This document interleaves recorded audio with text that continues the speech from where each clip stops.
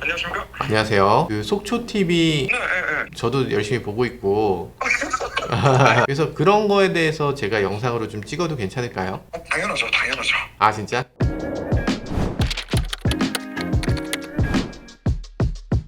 네, 안녕하세요. 모카 김한영입니다. 예, 요즘 유튜브 채널 모트라인 윤성로 대표님 아주 재밌고 정말 열심히 하죠. 여러 가지 전기차를 몰고 시속 110km로 이렇게 쭉 주행하면서 이 속초까지 막 다녀오는, 보통 한번 출발하면 4시간 이상씩 막 쭉 달리시던데, 그 정도 운전하는 것도 힘든데 그걸 운전하면서도 생방송으로 내내 멘트까지 하시고, 그 내용 중에 굉장히 중요한 게 아우디, 포르쉐, 현대차 이런 경우에는 공식 주행 가는 거리보다 실제 주행 거리가 오히려 잘 나오는 경우가 있고, 테슬라 모델 Y 같은 경우는 발표된 거리보다 훨씬 짧게 나온다. 이게 아마 큰 문제로 비춰지는 것 같죠. 그리고 국토부, 환경부, 야 이거 일 제대로 안 하냐 뭐 이런 얘기도 나오기도 하고, 야 시속 110km로 달리니까 그렇지 시속 110km로 달리면 안 된다 이런 분들도 계시고, 그리고 뭐 심지어는 동고서저 모르냐? 대한민국 지형은 속초로 가는 길이 언덕이잖아. 가는 길에 훨씬 더 가혹해 이런 얘기도 있어요. 남쪽으로 갔어야지 왜 동쪽으로 가냐 뭐 이런 얘기 있죠. 저는 의미 있는 테스트라고 생각합니다. 공인 테스트 방식이 있지만, 공인 테스트 방식은 시내 구간, 막히는 고속도로 이렇게 위주로 돼 있잖아요. 그런데 세상에는 윤 대표님처럼 밤 10시에 속초로 떠나겠다 이런 사람이 있을 수 있잖아요. 그런 분들한테는 굉장히 중요한 자료죠. 시속 110km 속초TV 테스트, 왜 국토부나 환경부가 내놓는 자료와 이렇게까지 차이가 크게 나는지 간단히 말씀드리겠습니다.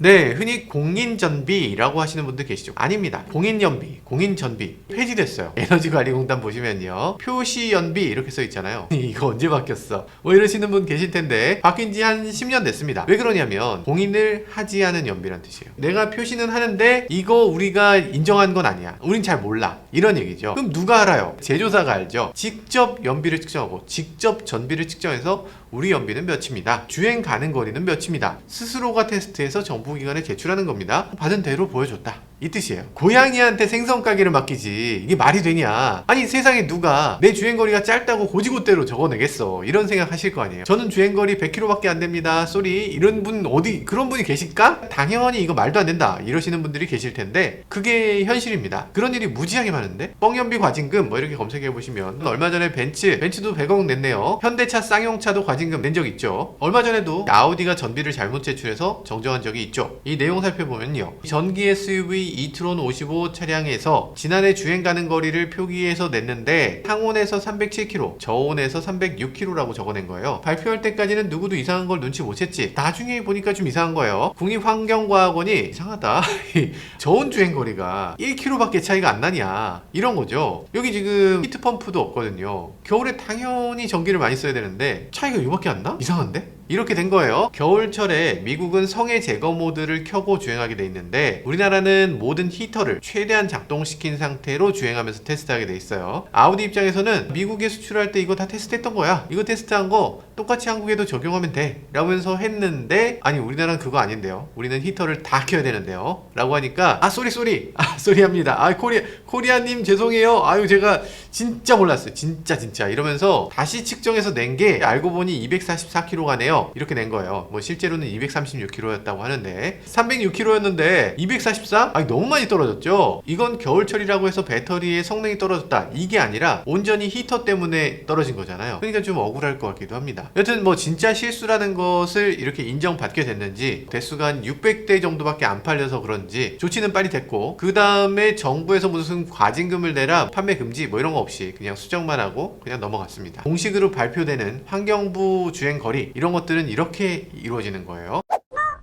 자, 그럼 이제 조금만 심화해서 들어가 볼게요. 주행거리는 어떻게 측정하는가? 측정하는 방법만 알려주고 제조사가 알아서 측정해서 오는 거라고 말씀드렸잖아요. 제조사가 어떻게 측정하도록 어떻게 만들어져 있나 아셔야죠. 이제는 아실 때가 됐습니다. 이제 여러분들 수준이 많이 올라와서 이제 이런 정도는 알고 계셔야 될 것 같아요. 그래서 연비를 측정할 때 어떤 분들은 실험실에서 하는 거 아니에요? 하시는 분들 계세요. 아닙니다. 그럼 실제로 거리를 달리는 거 아니에요? 하시는 분도 계실 텐데, 거리를 달리게 되면 매번 환경이 달라질 텐데 그거 안 되죠. 거예요. 실험실에서 하면 될 거 아니에요. 실험실에서 하면 공기 저항이 안 생기잖아요. 멈춰있는 상태에서 돌면. 그리고 또 실험실 구조 아시겠지만 밑에 있는 롤러가 있어요. 쇠로 만든 매끈한 롤러 위에서 차를 우웅 하고 달리는 거죠. 그러면 거기 아스팔트 저항이 없잖아요. 바퀴가 잘 굴러갈 거잖아. 일반 도로하고 너무 다른데? 그러면 어떻게 하나? 이 둘을 섞습니다. 먼저 아스팔트를 달려요. 이 아스팔트를 쭉 달리다가 시속 130km 정도에서 중립을 넣습니다. 그리고 나서 차가 멈출 때까지 쭉 가는 거예요. 차에 저항이 있으니까 언젠가는 멈추겠죠. 그 동안에 이 차가 얼마나 감속되는지, 이 감속되는 양을 쭉 기록합니다. 그게 저항값이 돼요. 그래프가 직선으로 이렇게 쭉 가는 건 아니고 시속 130km라고 쳤을 때 쭉 이렇게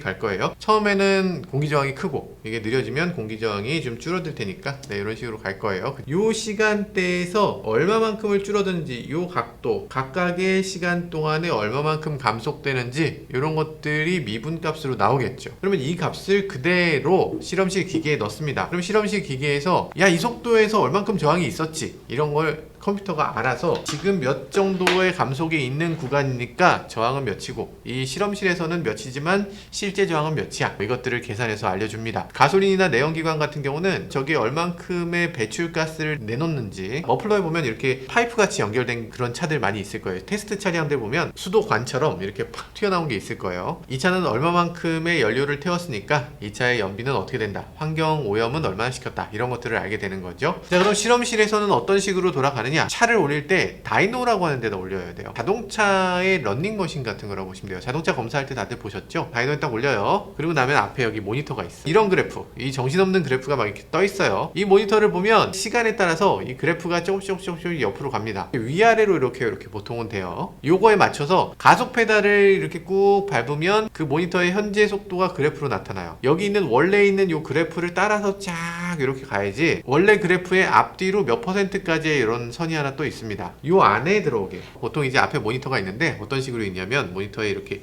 그래프가 이렇게 그려져 있습니다. 이렇게 그려져 있어요. 뭐 이런 식으로 그려져 있으면 내비게이션 위로 가듯이 그렇게 쭉 올라가요. 내가 가는 그래프가 이렇게 가속 페달 밟으면 오른쪽으로, 가속 페달 떼면 왼쪽으로, 이런 식으로 이렇게 가요. 빨간색과 검은색이 일치하는 게 가장 좋은 거고, 일치를 만약에 못하더라도 가장자리에 살짝 요걸 넘어서면 안 돼요. 처음부터 다시 해요. 이게 1시간 반짜리 코스인데 마지막에 1분 놔두고서 만약에 삐끗했으면 차를 식히는 거부터 다시 해야 돼. 그러니까 그날은 못하는 거야. 한 번 삐끗하면 하루씩 추가돼. 이 모니터에 있는 요 그래프가 뭐냐? FTP75라고 얘기하고요. LA4 모드라고도 하고요. 75년도 LA 수준의 주행 트래픽이다, 이렇게 얘기를 해서 도로가 어느 정도 막히고 어느 정도 뚫리고 어떨 때 가속하고 감속하고 이런 것들을 그때 당시 패턴으로 그때 운전을 대충 요 정도로 하지 하고 모사한 겁니다. 그 모사한 걸 그때부터 지금까지 쓰고 있는 거예요. 고속도로는 HWFET라고 하죠. 뭐 이렇게 생겼어요. 그래프가 조금 더 속도가 빠른, 뭐 시속 100km 이상으로 뭐 쭉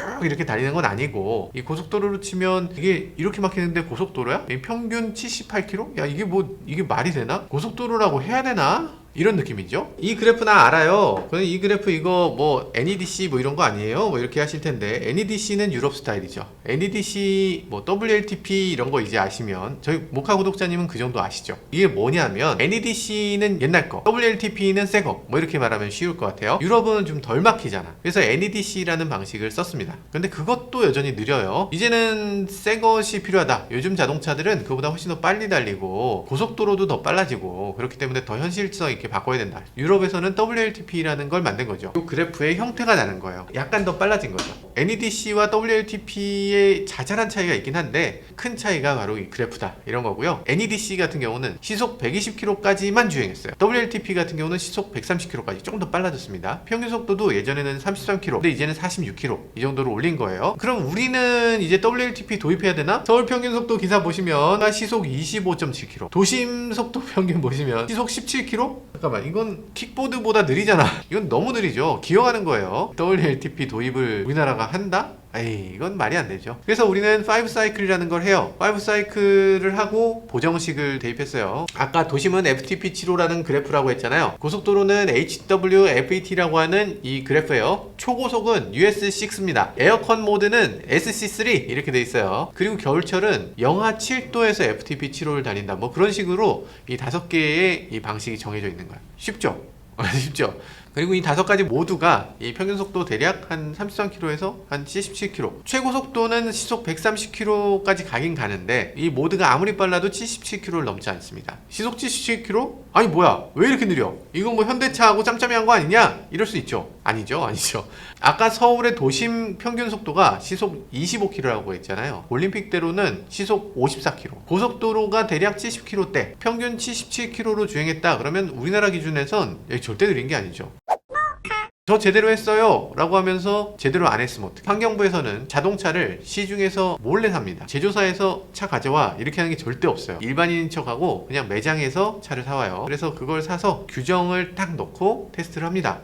아무 차나, 정말 아무 차나 가져와서 테스트를 했는데 거기 써있는 연비랑 다르게 나온다, 5% 이상 차이 난다, 그러면 어떻게 되나? 지금 벤츠 과징금 100억 맞았죠. 이렇게 맞는 거죠. 심지어는 이 인증이 취소되는데, 취소되면 다시 받아야 되잖아요. 다시 받는 데까지 시간이 또 어마어마하게 걸립니다. 그럼 그동안 계속 판매 중단되는 거예요. 이 전체를 다 검사를 할 수는 없으니까 한 명만 검사해서 샘플 조사로 그게 문제가 있으면 상상을 초월하는 정도로 과징금을 매기는 거예요. 그거 안 당하려면 이 제조사가 연비 규정을 확실하게 지켜서, 그래서 완벽하게 해서 와라, 이런 규정이 있는 거죠. 걸리기만 하면 죽는다, 이런 식입니다. 예전에는 이런 것에 대해서 우리가 좀 무지하기도 했어요. 10년 전쯤에는 연비를 완전히 기가 막히게 뽑는 분이 계셨어요. 아까 발로 밟는다고 했잖아요. 그래프 보면서. 그분이 발이 예술이야. 발이 예술.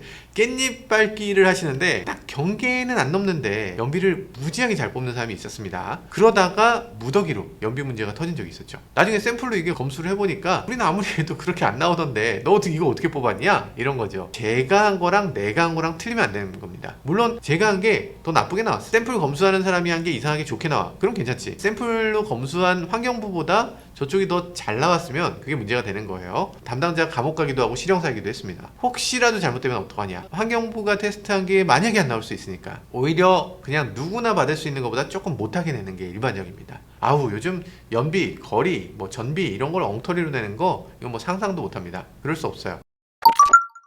자, 이렇게 되면 연비가 무엇인지, 어떻게 측정되는 건지 대략적으로 거의 아신 거예요. 그럼 이제 전기차 전비에 대해서 좀 말씀드려야 되겠죠. 내연기관 같으면 이 시내 연비 있고 고속도로 연비 있으면 시내 연비보다 고속도로 연비가 잘 나와요. 정속주행 꾸준히 고속도로에서 시속 100km로 가면 연비 잘 나오죠. 이게 상식 아닙니까? 그런데 전기차는 아니에요. 전기차는 고속도로 정속주행이 쥐약입니다. 전기차는 변속기가 없잖아요. 그래서 만약에 더 빠르게 달리겠다, 조금 더 빠르게 달리려면 전기를 그냥 더 넣고 모터를 그냥 더 빠르게 돌리고 이렇게 하는 것밖에 없어요. 엔진 자동차 보면 RPM이 이렇게 되잖아요.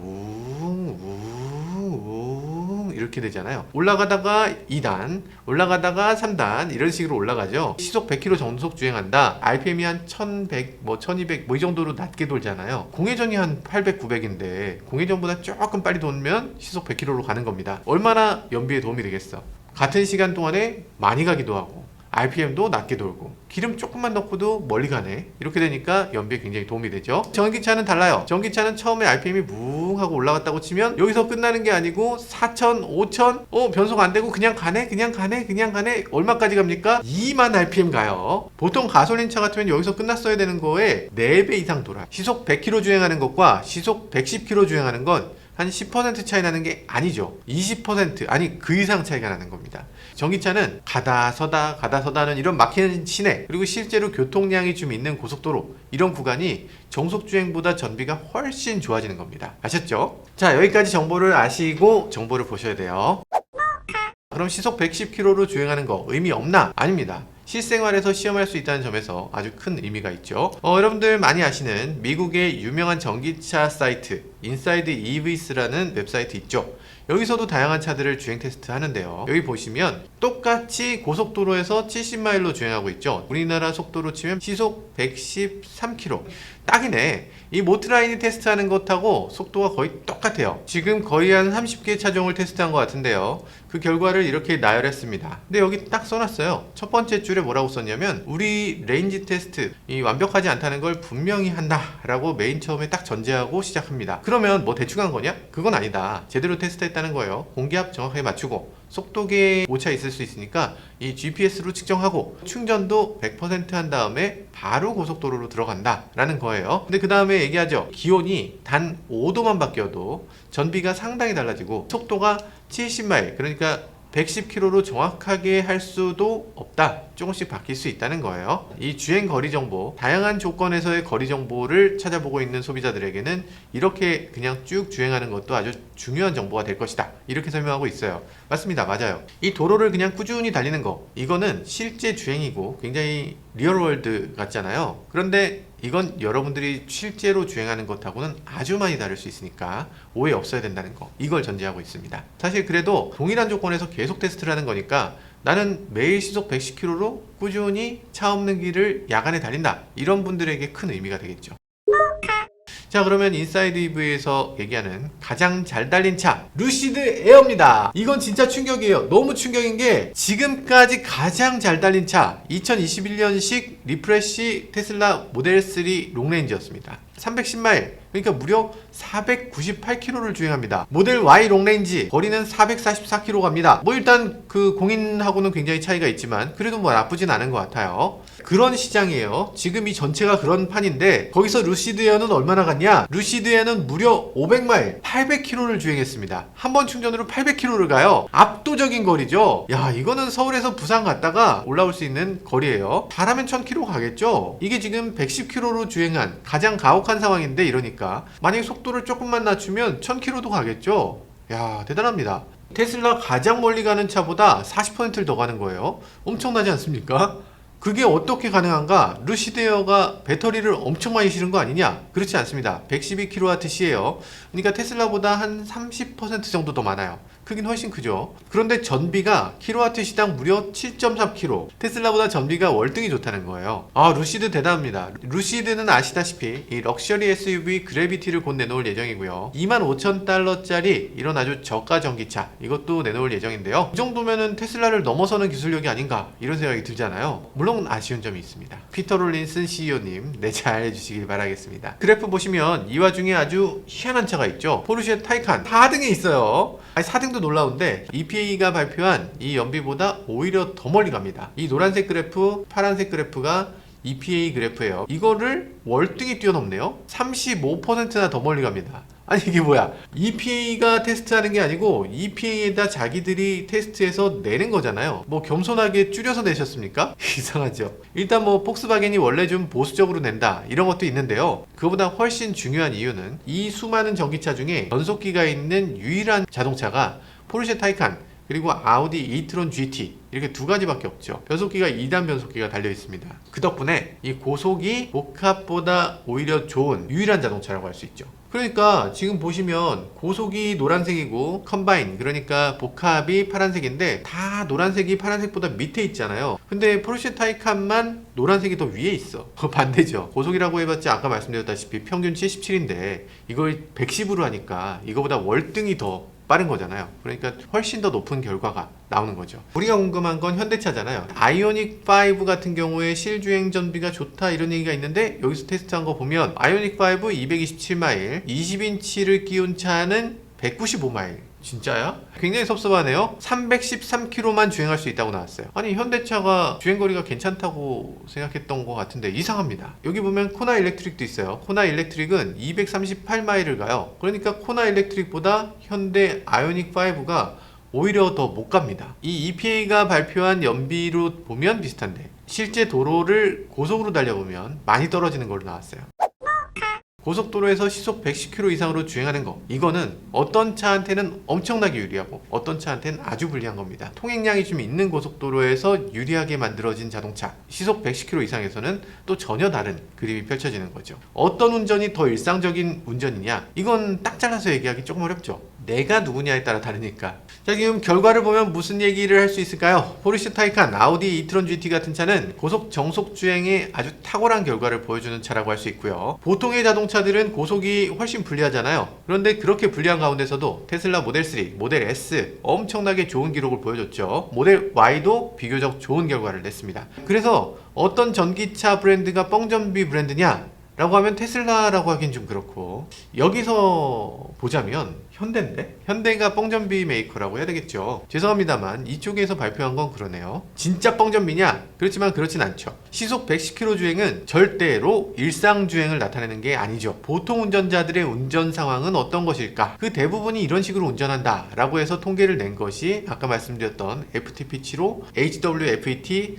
NEDC, WLTP 이런 거예요. 환경부가 발표하는 자료를 보는 게 굉장히 보편적인 운전자들에게 가장 유의미한 데이터다 라고 볼 수 있어요. 뭐 아닌데 나는 심야에 고속도로만 운전하는데 이런 분들 계시겠죠? 네, 그런 분들이라면 110km 주행 테스트를 보는 거, 이런 것들도 굉장히 의미 있습니다.